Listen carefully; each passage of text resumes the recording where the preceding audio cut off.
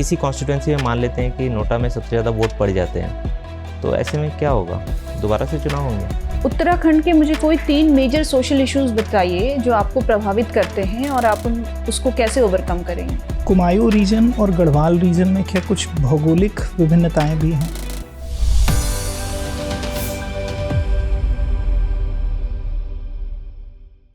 May I come in, sir? Yes, please come in. Good afternoon, sir. Good afternoon, ma'am. Good afternoon. Please sir. take your seat. Thank you, sir. Kaushal, comfortable हैं? Yes, sir. अपना परिचय दीजिए board को। Sir, मेरा नाम कौशल कुमार है। मेरी प्रारंभिक शिक्षा जवाहर नवोदय विद्यालय बागेश्वर से हुई है। उसके पश्चात मैंने अपना graduation electronics and communication engineering में national institute of technology Uttarakhand से किया है। अच्छा, ये इंजीनियरिंग आपने कब कंप्लीट की? सर 2018 में। 2018 में? यस। तो तब से कहाँ काम कर रहे हैं? सर उसके पश्चात से मैं सिविल सेवा की तैयारी में आ गया था, तो अभी अच्छा। ये मेरा पहला प्रयास है उत्तराखंड पीसी। प्रयास ये आपका पहला है? इंटरव्यू में पहला प्रयास है या उत्तराखंड पीसीएस में पहला प्रयास? उत्तराखंड पीसीएस में। अच्छा। उसके अलावा सर मैंने यूपीएससी का सीएपीएफ का इंटरव्यू दिया है। अच्छा, वहाँ क्या फाइनल सिलेक्शन हुआ आपका? नहीं सर, नहीं हो पाया। ठीक है। तो आप ये बताइए कौशल कि अगर आपके पास दोनों विकल्प हो, मान लेते हैं कि आपके पास सीएपीएफ में भी आपका सिलेक्शन हो जाता है और यहाँ उत्तराखंड में भी आपको पीसीएस में जॉब मिल जाती है, तो इन दोनों में फिर आप किसको चुनेंगे और क्यों? सर इन दोनों में अगर मैं चुनूंगा जिसमें मुझे अच्छी सेवा का मकसद, अच्छी सेवा तो आपको बताना है ना कि इसमें आप अच्छी सेवा देख रहे हैं। सीएपीएफ में भी सिलेक्शन हो गया आपको, ठीक है, उसमें एक अलग टाइप की सर्विस है, वो पुलिस सर्विसेज हैं, सेंट्रल आर्म पुलिस सर्विसेज, और यहाँ आपको एक सिविल सर्विसेज का मौका मिलेगा, तो किसको चुनेंगे आप? सर जैसे मेरी उत्तराखंड पीसीएस में भी पहली प्रेफरेंस डीएसपी है। क्योंकि मुझे यूनिफॉर्म सर्विसेज पसंद है। अच्छा, अगर मुझे तो ये मान लेते हैं कि आपको यहाँ डीएसपी का पोजीशन मिल रही है और वहाँ आपको सीएपीएफ से कोई भी किसी भी सेवा में, चाहे वो सीआईएसएफ हो चाहे वो बीएसएफ हो, उसमें मिल रहा है, तो फिर तो सर मैं डीएसपी चूज करूंगा क्योंकि अच्छा। उसमें मैं जेन्युइनली पब्लिक के लिए डायरेक्टली कुछ कर सकता हूँ। और इसमें नहीं कर पाएंगे? इसमें सर इनडायरेक्टली हम कर सकते हैं, जैसे जो सीआईएसएफ के कैंप्स चलते हैं उसको हम कर सकते हैं, पर इसमें डायरेक्टली हमारा पब्लिक कनेक्शन होगा जिसमें हम जस्ट पब्लिक को डायरेक्टली न्याय दिला सकते हैं। लेकिन इसमें तो आप ऑल ओवर इंडिया जाएंगे, कहीं भी जा सकते हैं, ठीक है। आपको नहीं लगता कि आपको देश को समझने का, देश के लिए कंट्रीब्यूट करने का ज़्यादा मौका रहेगा और यहाँ आप एक राज्य तक सीमित रह जाएंगे? सर जैसे डीएसपी में भी अगर प्रमोशन होगा तो उसमें अगर आईपीएस मिल गया तो उसमें भी हम काडर चेंज करके देश के लिए कर सकते हैं सर। और इसमें भी तो हम आपकी प्राथमिकता उत्तराखंड पीसीएस ही रहेगा? Yes sir. अच्छा, चलिए। लेकिन फिर भी ये जो गैप है, जैसे आपने एनआईटी से पढ़ाई की है, तो आपको नहीं लगता कि कुछ ज़्यादा समय लग गया है? Yes sir. तो आपने क्यों नहीं सोचा कि आपको इंजीनियरिंग का कोई जॉब कर लेना चाहिए? सर जैसे मैं जब इंजीनियरिंग में था तो मेरा तो जब मैंने सिविल सेवा के बारे में जाना तो मेरा सिविल सेवा की तरफ उसकी तैयारी करने की तरफ रुझान ज़्यादा हो गया, क्योंकि उसमें हम डायरेक्टली सोसाइटी के लिए ज़्यादा कर सकते हैं रेदर देन टेक्निकल जॉब्स से, जिसमें हम डायरेक्टली पब्लिक के लिए सोशल सर्विस नहीं कर सकते हैं। तो इसमें हमारे पास, तो इसलिए सर मैंने सिविल सेवा की तैयारी की।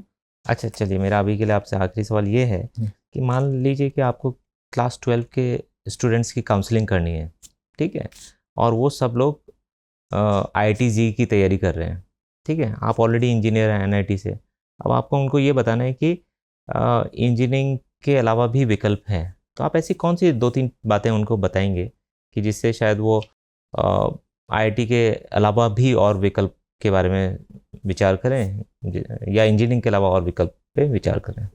सर सबसे पहले मैं उन्हें आगे जाके सबसे जो इम्पोर्टेंट जो मैंने अपने में भी, हमारे जो जब हम स्कूल टाइम पे थे जो हमें उतने अच्छे से गाइडेंस नहीं मिला, तो मैं उन्हें इस चीज़ का, और जो जब मेनली मैं 10th क्लास का ही सर लेना चाहूँगा, क्योंकि उसमें वो सबसे महत्वपूर्ण होता है। जब कोई भी स्टूडेंट्स स्ट्रीम चूज करता है तो उस समय गाइडेंस देना चाहूँगा। उसमें मैं सब जो डिपार्टमेंट्स हैं, जैसे पीसीएम है, आर्ट साइड है और कॉमर्स है, उन सब के फ़ायदे बताऊँगा। जैसे आर्ट साइड में मैं कई एग्जाम्पल दूंगा जिसमें जो हमारे आईएएस हैं उन्होंने अच्छा किया है। उसके अलावा कॉमर्स में सर आगे अपॉर्चुनिटीज है जिनको प्राइवेट जॉब्स में करना है।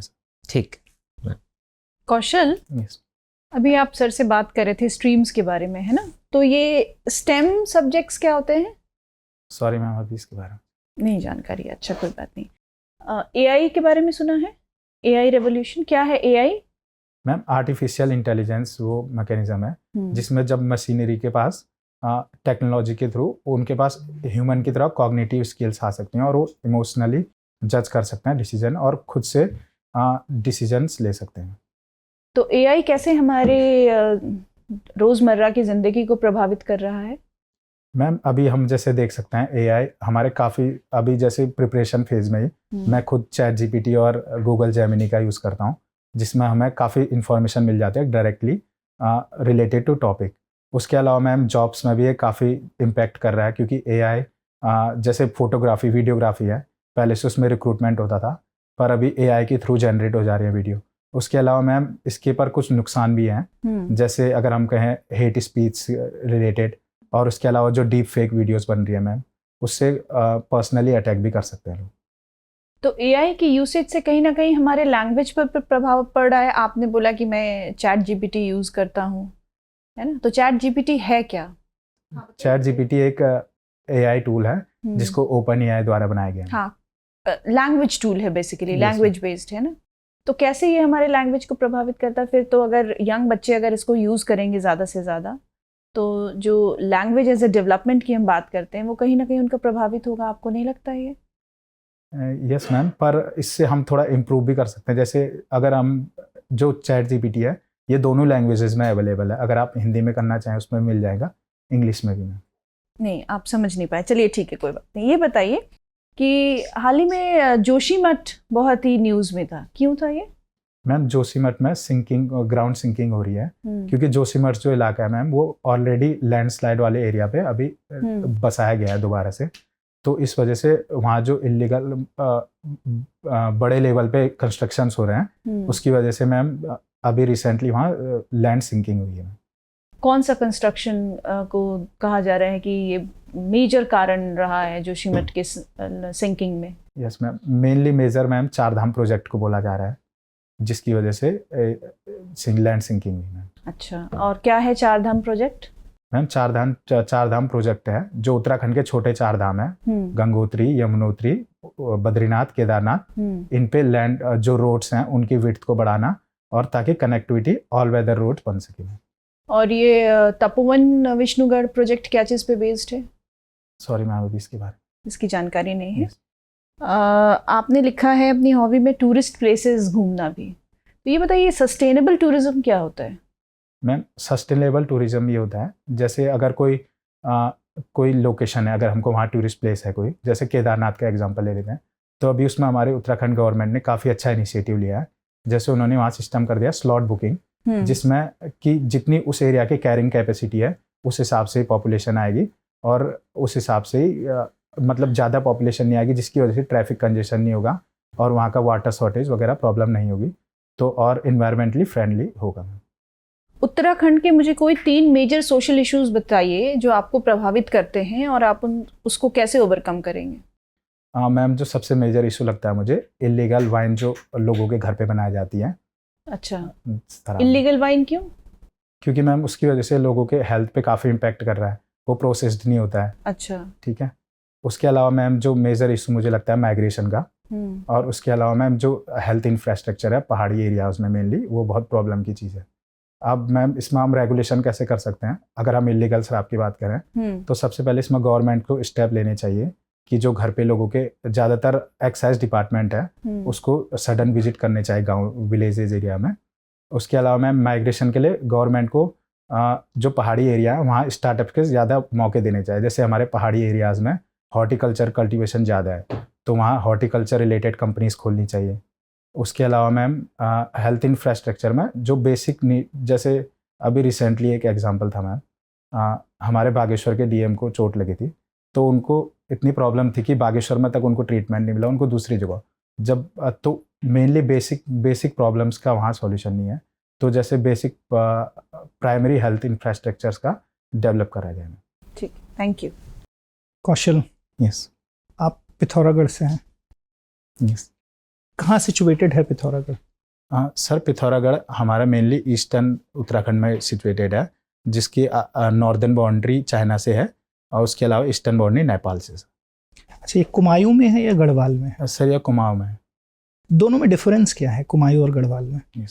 सर कुमाऊं और गढ़वाल में मेनली डिफरेंस जो है, जो यहाँ के कुछ इसमें रीजन्स हमारे एंशिएंट इंडिया की वजह से है, क्योंकि कुछ राजा, जो कुमाऊं के राजा अलग थे और गढ़वाल का गढ़ अलग था हमसे।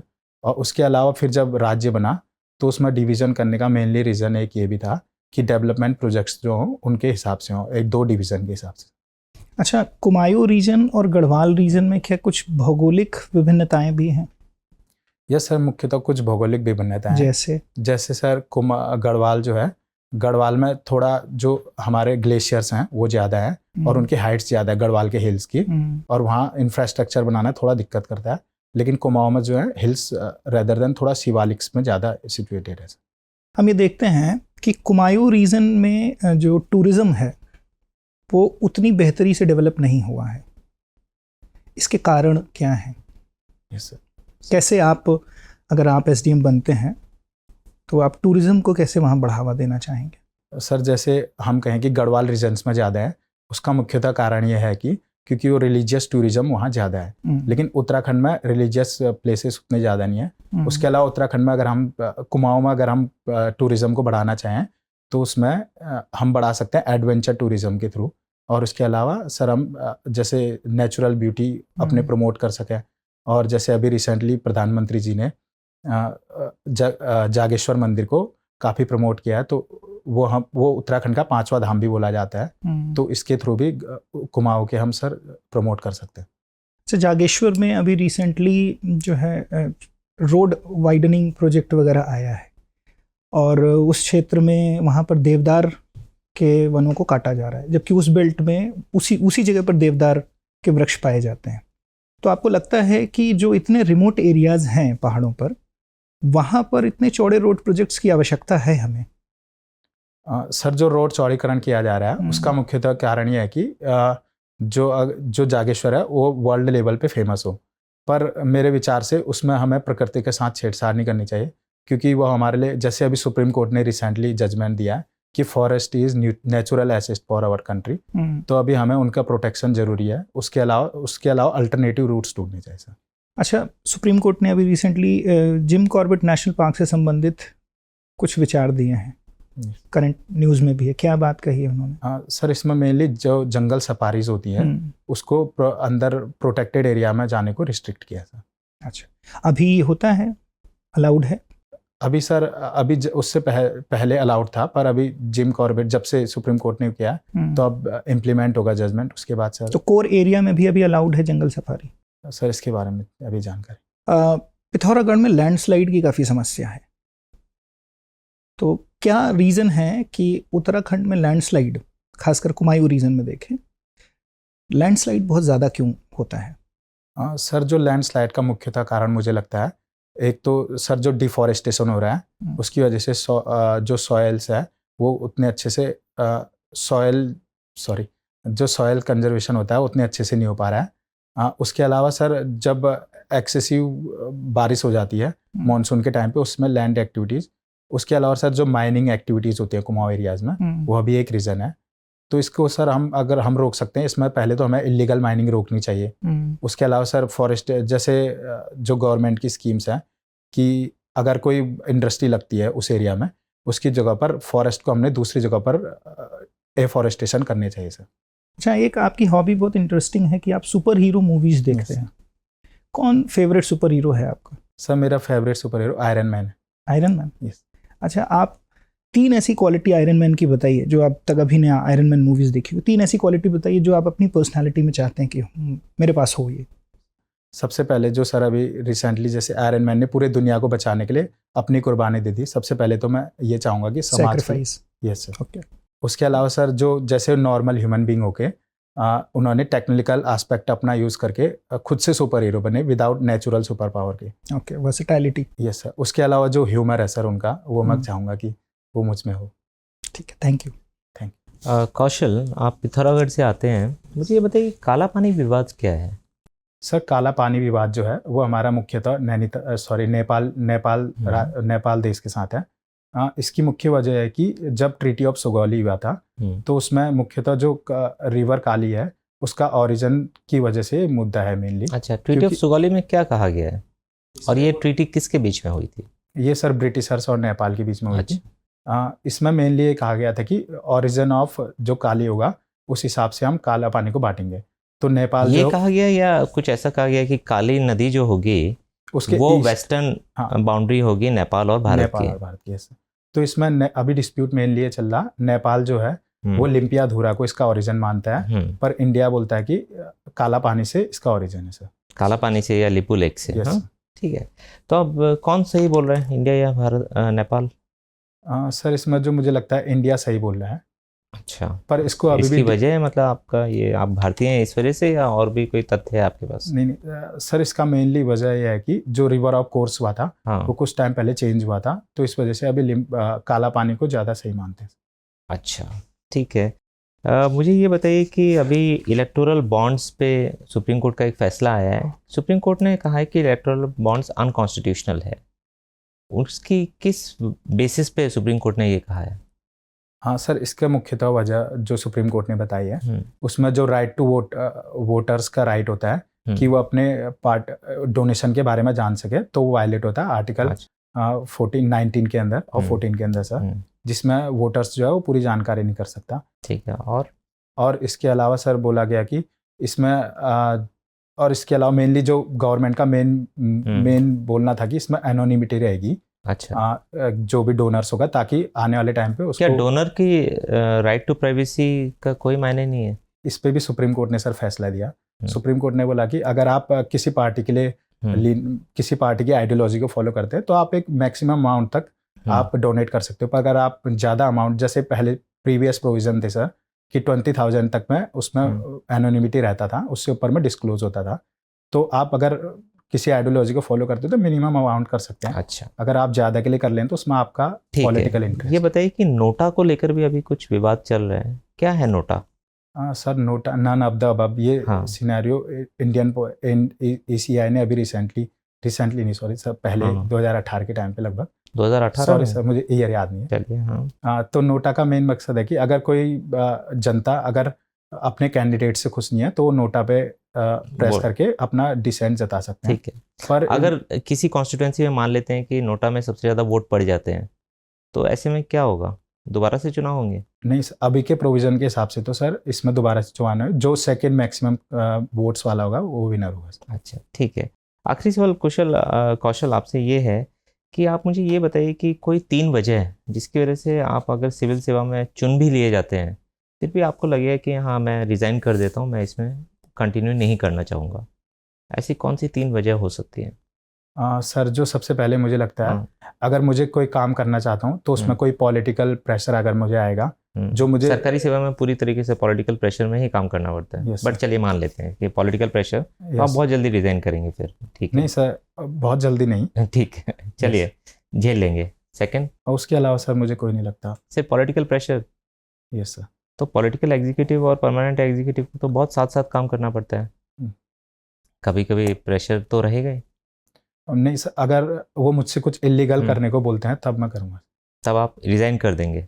अगर मतलब काफ़ी पहले तो मैं अपनी ओर से जितना कॉन्स्टिट्यूशनल तरीके से सर मैं उनके खिलाफ वो करूँगा, अगर पर उसके पश्चात भी अगर प्रॉब्लम्स होती हैं तो उसकी तब सर। अच्छा, ठीक है, ठीक है कौशल, आपका इंटरव्यू पूरा होता है, आप जा सकते हैं। Yes sir, thank you sir. Thank you sir, thank you ma'am. Sir आइए बैठिए कौशल। थैंक यू सर। कौशल, आपका इंटरव्यू कब है? सर फर्स्ट को है, ठीक है, तो बहुत ज़्यादा समय नहीं है। यस। आपके हिसाब से कैसा रहा इंटरव्यू? Sir average. नहीं, आपने एवरेज से बेहतर ही दिया है, आप अच्छे कैंडिडेट हैं, ठीक है। कुछ चीज़ों का ध्यान रख सकते हैं, क्योंकि अभी देखिए बहुत ज़्यादा समय तो है नहीं कि आप मतलब कोई, और ऐसा कोई आपको बहुत फंडामेंटल लेवल पे चेंज भी नहीं करने की ज़रूरत है, आप अच्छे से दे रहे हैं, ठीक है। जवाब इंटरव्यू टेस्ट ऑफ पर्सनालिटी है, टेस्ट ऑफ नॉलेज नहीं है, तो कहीं भी किसी क्वेश्चन पे आपको ऐसा लगता है कि मुझे इसका सही उत्तर नहीं पता है, तो माफ़ी मांग लीजिए, बेस्ट है वो। और आपको लगता है कि मैं अंदाज़ा लगाना चाहता हूँ, आपको 70-80% पता है, तो अनुमति लेकर, ठीक है, ये कोशिश करें। क्वेश्चन को थोड़ा सा ना उसका इंटेंशन समझिए। ये 1-2 जगह बात हुई कि मतलब क्वेश्चन किस उद्देश्य से आपसे पूछा जा रहा है, उसका इंटेंशन कैच करने की कोशिश करें। तो अटेंटिव लिसनिंग रखनी है, वो करेंगे तो आपको जनरली आप अच्छे उत्तर देंगे। सॉक्स आप मेरे ख्याल से डार्क कलर के ले लीजिए, Yes, sir. वो फॉर्मल लगता है। टाई की लेंथ भी थोड़ा ज़्यादा लग रही है, वो बेल्ट Yes, तक sir. आनी चाहिए खड़े होते समय, तो वो देख लीजिएगा। बाकी आखिरी में मैंने आपसे ये सवाल पूछा कि क्या वजह हो सकती है, तो ऐसा हाइपोथेटिकल क्वेश्चन है, तो थोड़ा सा सोचना है, मतलब, और ये सोचना है कि मतलब मैं कोई ऐसा जवाब ना दूं जिसमें कि मैं फंस जाऊं। Yes, ठीक है, तो आप पॉलिटिशियंस के साथ तो क्लोजली काम करना पड़ता है, Yes, sir. तो आप सिर्फ पॉलिटिकल प्रेशर देंगे को एक बात बनेगी, उसको तो आपको हैंडल करना है ना। Yes, sir. मतलब गलत चीज़ को नहीं करेंगे और उसको बताएंगे उनको कि सर ये तो गलत है और मतलब ये रूल्स एंड रेगुलेशन के खिलाफ जाता है, तो वहाँ आप बिल्कुल अड़ सकते हैं अपनी बात पे ना, लेकिन उसके लिए आप रिज़ाइन कर देंगे, वो तो ठीक नहीं है। तो शायद थोड़ा सा सोचना भी है। Yes, sir. ठीक है, तो थोड़ा ऐसे क्वेश्चन में समय लेकर सोच के उत्तर दीजिए। टू द पॉइंट जितना उत्तर देंगे उतना अच्छा रहेगा। Yes, sir. घबराना बिल्कुल नहीं है, आप ऑलरेडी पूरी तरीके से तैयार हैं। Yes. मेरे ख्याल से तो बहुत अच्छा होना चाहिए। सिर्फ अभी जो समय है उसमें थोड़ा सा करंट के जो इश्यूज़ हैं उनको थोड़ा सा हल्का फुल्का Yes. रिवाइज कर लीजिएगा, उतना करेंगे तो अच्छा होना चाहिए। Yes. ठीक है, ऑल द बेस्ट। मैम आपसे वो जो लैंग्वेज वाला आपने पूछा था मैं वो समझा। हाँ, लैंग्वेज का क्या रोल है एआई में, स्पेशली चैट जीपीटी में? क्या होगा इसका आंसर? चैट जीपीटी ना एक लैंग्वेज टूल है Yes, ma'am. बेसिकली। ठीक है, तो जैसे जब हम आप देखेंगे, जब आप सर्च करते हैं कुछ भी क्वेश्चन लिख के, तो वो आपको प्रॉपर जो स्टोरी लाइन है या फिर जो एसेज हैं या आंसर्स हैं वो प्रॉपर आपको फ्रेम करके देते हैं। तो कहीं ना कहीं ये आपके लैंग्वेज के जो सीखने की क्षमता है वो उसको कर्व करता है Yes, ना। ma'am. तो आपको पूरा आंसर्स वो प्रोवाइड करा देते हैं। तो हम जब लैंग्वेज एज ए डेवलपमेंट की बात करते हैं तो हमारी जो क्षमता है वो कम हो जाती है ना लिखने। तभी इसकी बात हुई थी कि चैट जीपीटी के थ्रू बच्चे चीटिंग करेंगे, चीटिंग करके एग्जाम पास कर लेंगे, है ना, प्रोजेक्ट अपना उसमें डाल देंगे, इस पे मुझे चाहिए, और वो सारा पूरा आंसर बनाया आ जाता है। तो ये इसका एक मेजर शॉर्टकमिंग है जो हम चैट जीपीटी की बात करते हैं। Otherwise it is very useful. Thank you ma'am. तो अर्ली एज में स्कूल लेवल पे ये एक चैलेंज नज़र आता है। यस, ठीक है, thank you ma'am. Thank you sir, thank you sir, thank you. Dear viewers, अपने एग्जाम की तैयारी को और बेहतर करने के लिए हमारे चैनल को लाइक, शेयर और सब्सक्राइब करना न भूलें।